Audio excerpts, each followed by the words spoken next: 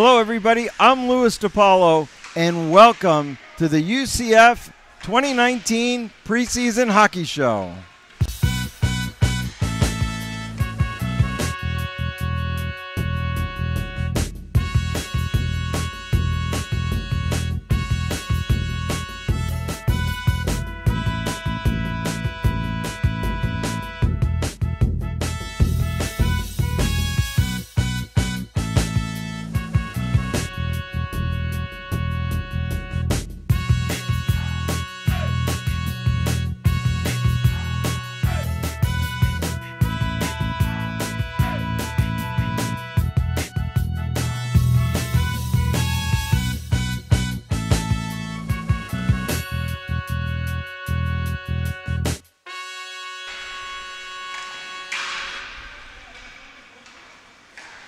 Today our guest is going to be head coach Mike Kroll. We'll be discussing the upcoming 2019 season.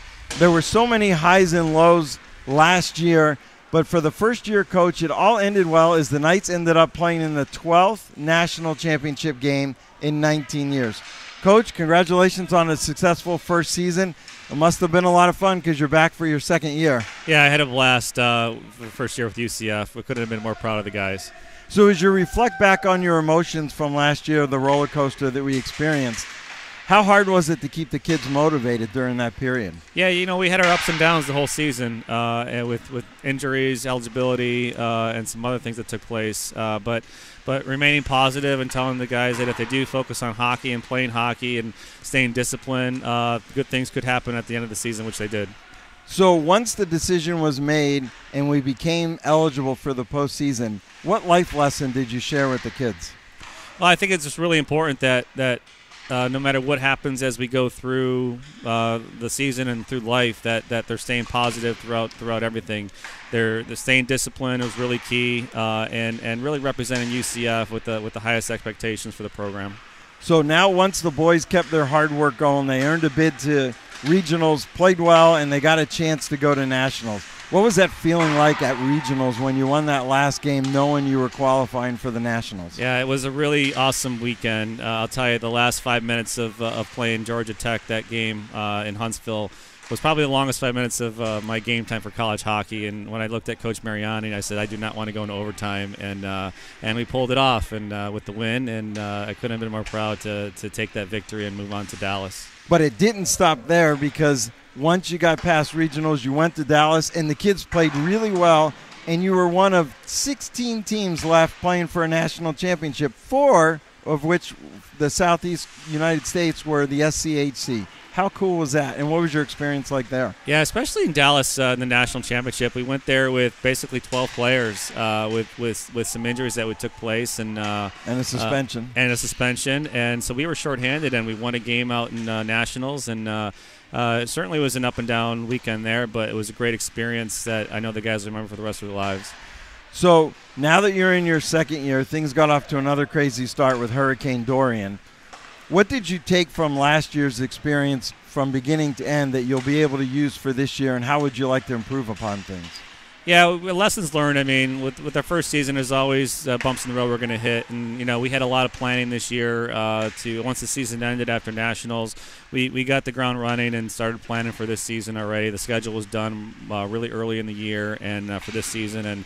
And we've got some great new players coming out. We had a lot of new recruits, and I like what we see so far. So you led me right into my next question. We have a lot of veterans returning, but we also have a lot of new players, and a lot of them have made an impact so far just 2 games into the season. Talk about the new players and how they've meshed with the rest of the group. Yeah, they have. They've been really loyal and dedicated to the program.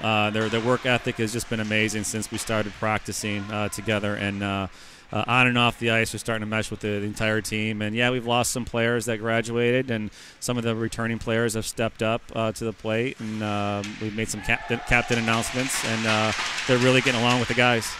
So the SEC is one of the top conferences in the country. Explain to people what it's like to play in that conference and to be able every night to have that kind of excitement for the kids. Yeah, it's really one of the most competitive conferences in the nation, and to be part of the SCHE has been really a good blessing. They've been good to us, for since the last part of the season, getting us back into the national championship and being eligible to play. And it's been a really, I got to know the coaches in the SCHE and the commissioner, and we've had great talks behind the scenes, and I'm really grateful to be a part of it. So finally, your plans for the team this year with respect to grades. Tell people about how you check on their grades. What are your plans for community service, and then qualifying for postseason play again? Yeah, so they gotta at least maintain their 2.0. We make sure that we check that on a regular basis. We've already done that at the beginning of the season now, so everyone is good to go. They're looking sharp. They regularly are checking in with the school.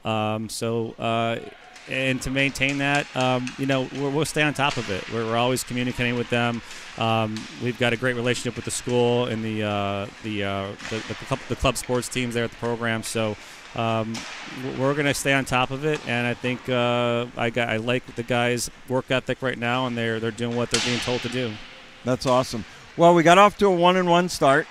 This particular season has been awfully, I'd say, similar but different the last season, because we got started off with a hurricane.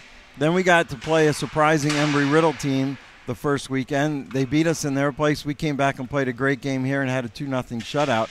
We play them again this upcoming weekend. Seems like every team in our conference is ready to play every night. Yeah, it's been really competitive, and last weekend was really a roller coaster with the loss we took in Embry-Riddle, and then we came back and won the game 2 back here at the RDV. So you never know what to expect and who's going to come out ready to play. Well, I think you do a great job, and talk about your staff this year. Yeah, so Coach Anthony Mariani returns to the bench as my associate coach. He'll have the offensive side, and then we brought in Coach Miles Madden from Western Michigan, a good friend of mine, and not because he's from Michigan, right? Yeah, no, and he's a good guy, and he'll be on the defensive side and the goalies, and he's been doing really well working with the boys. So it's a pleasure to have them both back. So we have a full roster. We even have a practice player right now out there. Are you looking for more players? Is there anybody that can come in now? Is it too late in the season if there's any prospective players watching this? Yeah, right now, I mean, we're always getting some recruiting information from potential players, but right now, yeah, with the full roster that we have, we're good to go. Hopefully, we'll get our injuries back soon, and anyone's eligible to come back, to join the squad in January for second semester, and we'll take a look at that. It's going to be a lot of fun. It's been great so far. The Knights are a storied hockey program if you're just tuning in with us. They're developing players on and off the ice. Retired coach Sean Weaver spent 18 years at the helm nurturing a young organization into the thriving one it is today. They've been to Nationals 12 times in 19 years, and they have a great chance of qualifying again this year. Academics are a key part of the experience at UCF, with current players ranging from undergraduate degrees to PhD students. The alumni players are productive members of society in fields of teaching, financial analysts, engineers, lawyers, and doctors, just to name a few. The team has successfully transferred from Coach Weaver to Coach Kroll, and now he's in his second season with the program. I want to thank you for having us as part of the broadcast. It's always a pleasure to be a part of the team, to watch your kids play the sport that we all love, and they're becoming great young adults at the same time. You can watch the Knights home games on DSPN Live. Don't forget to follow us and the Knights on Facebook and Twitter. For Coach Mike Kroll, his staff, and the players, I'm Louis DiPaolo. Thank you for watching this edition of UCF Hockey. Thanks, Coach. Thanks, Louis. All right.